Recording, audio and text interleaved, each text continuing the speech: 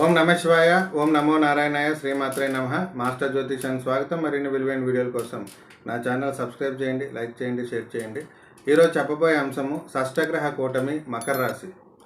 మార్చి 29 ఏర్పడుతున్న షష్ఠగ్రహ కూటమి యొక్క ప్రభావం మకర రాశిపై మిశ్రమంగా ఉంది. శుభ ఫలితాలతో పాటు కొన్ని ఇబ్బందికర ఫలితాలు కూడా ఉన్నాయి. అయితే ముఖ్యంగా ఏలినాటి శని నుంచి వీరు విముక్తి పొందుతున్నారు కాబట్టి 100కి 70% మంచి ఫలితాలే మకర రాశి వారికి ఉన్నాయి.